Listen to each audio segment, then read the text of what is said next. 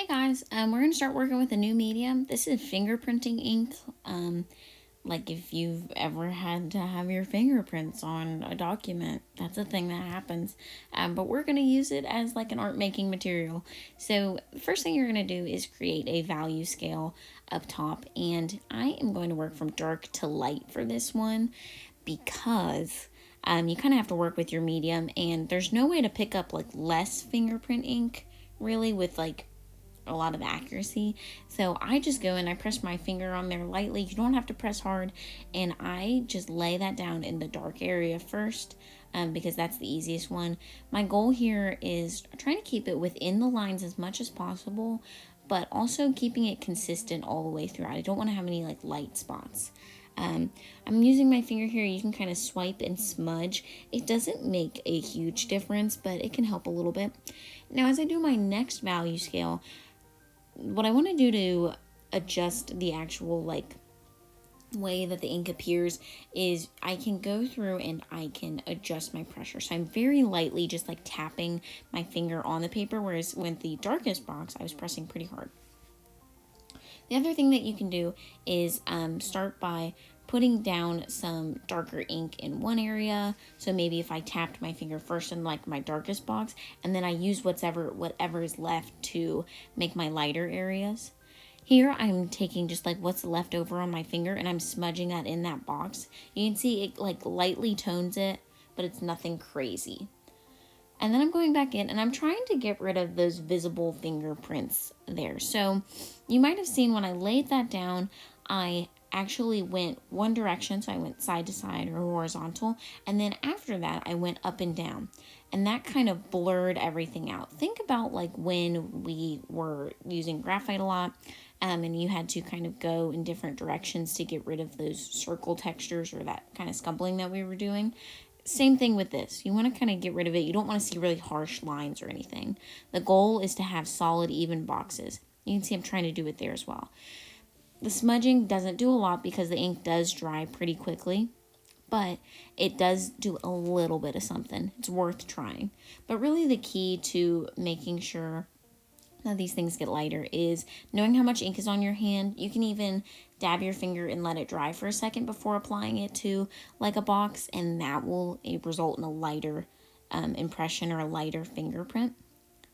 And you can see I'm starting to build up those values. You still want to make sure your value scale is functional. So your lightest box should be super light, and then it should gradually shift to a very dark.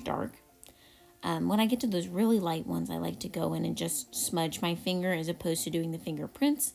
I have a little bit more control that way, and it's a lot lighter. And then I can just slowly push a few of them darker. You can see there, I'm doing the technique where I dot a little bit of it off into another area, and I use whatever is left on my finger to smudge it onto that third box, just to make it a little bit darker without leaving visible fingerprints. And that would be really helpful for you to do when you are doing those lighter boxes. So down here, I'm moving to the box that says smooth transition. You're going to use fingerprints and smudging. So I'm making a really dark area there, and you can see as I tap my finger farther away from that, it gets lighter because I have less ink on my finger. I'm doing a combination of fingerprinting and smudging.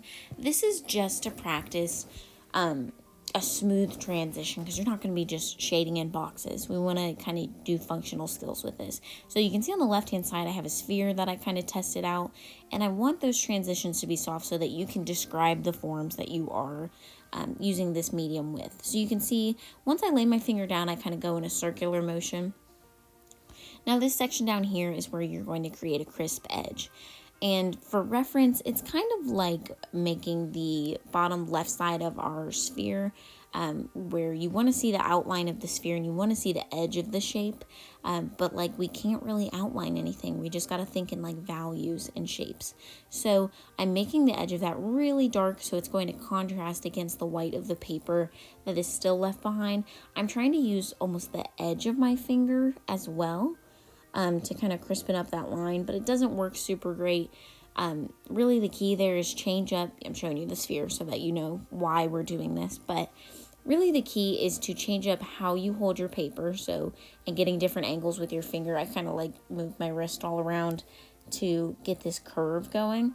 And then whatever you do with the rest of it is totally fine. As long as you have a really dark, crisp edge, I am totally cool with that.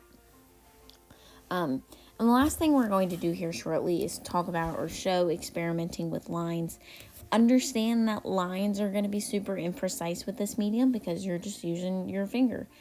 These are washable inks. They come off with a little bit of soap and water, and they're really easy to get off.